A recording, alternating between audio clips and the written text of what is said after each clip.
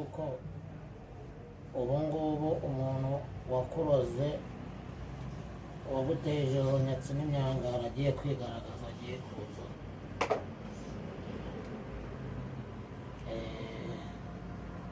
Iri ni ihembe ryanjye njya mbashukisha akarondozi, byajya kwa jina amahembe ahita urwambi icumu rishinga ubundi nkota ukumva irindi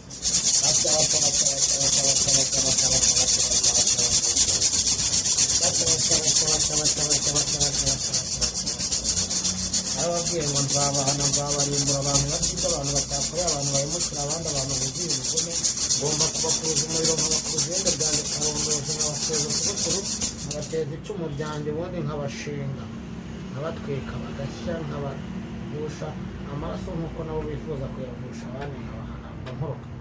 Njye nta mikino ngira. Mwana wanjye, aba bantu bafite imbaraga rero witonda utagira ngo urabona urupapuro rurahera uragurumana, ariko kuko bafite imbaraga dore aka ntabwo gahiye. Aka ngaka nako urabona barakugose impande n'impande, nyine baragukikije kandi ntibakwifuriza amahoro. Uyu murozi urabona we,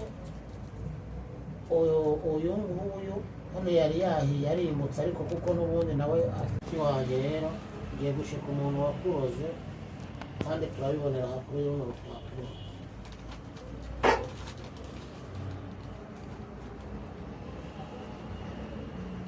Twanyumva neza?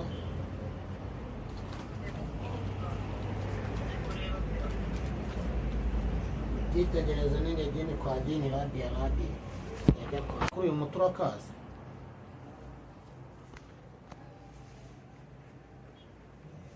Urakazi?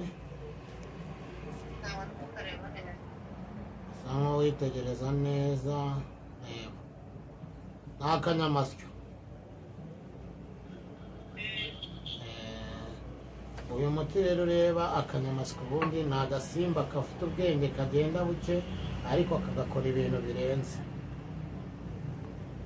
Ni nayo mpamvu uyu muti nyine ubona mu kanyamasyo. Akanyamasyo urabizi n'imodoka igaca hejuru igakomeza ntigapfe, kareba ngufu.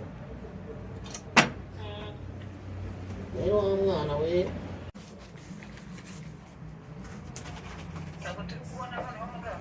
ndaje nari mba ndwana n'aba barozi bafite imbaraga, ntabwo biba byoroshye ko nze mbikurikirana birebe. Dore umwana wanjye,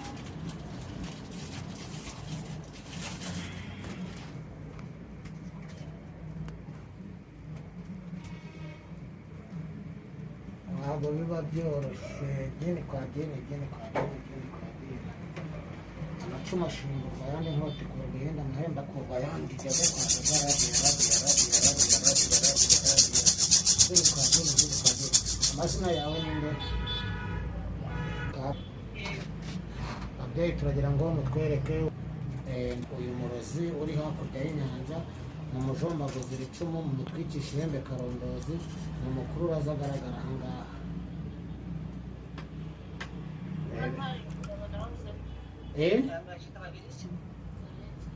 Halo?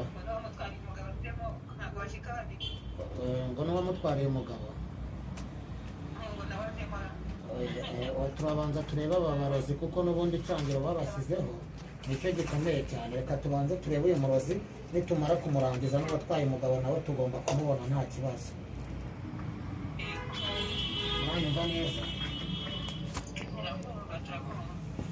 Mwitegereze ihembe ryanjye ngiri iriya muri kurireba. Aya mazi rero murayareba, tegereze murebe. Ngende umuhamyi, ngiye kumukuruza ihembe ryanjye nk'uko njye mbakura bakava mu nyanja bakansanga hano. Njye nta mikino ngira. Dini kwa dini, dini kwa dini, dini kwa dini. Rabia,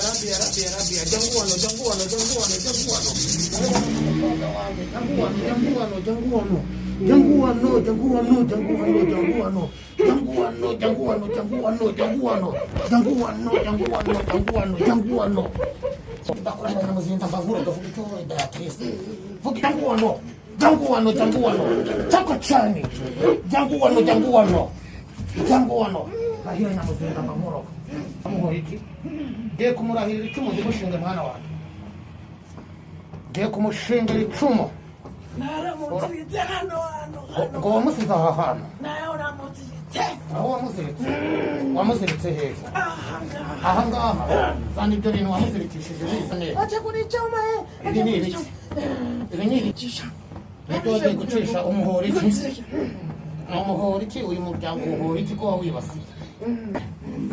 Kurahira nyamuziga. Mwana wanjye uyu muntu tumukoze iki? Muri kumubona?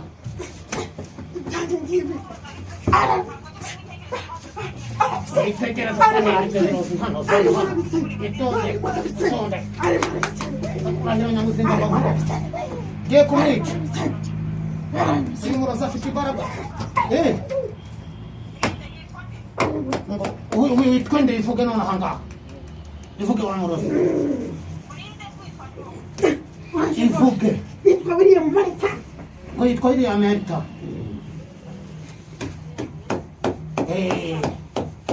Ngiye kumwica. Murahira nyamuzinda. Yego. Ngiye kumukura wajye mu mwanya wemba nkoroka. Yego mwana wanjye. Mera neza mwica murahira nyamuzinda. Uzahibura.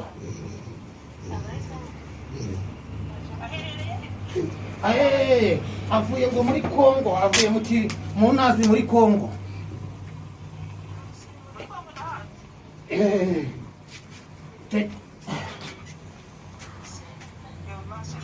Wamubonye mwitegereza murebe. Dewe murahiye nyamuzinda aba barozi nta muntu uzongera kukumenyera n'umuryango wawe mwana. Kupa telefone abarozi bene wabo barabibonye bashaka kukwica nawe. Kupa telefone batakwica. Kupa telefone yawe bafite imbaraga abarozi bafite imbaraga uri kubona n'ubuguru bwose ko ari gusamba wabibonye.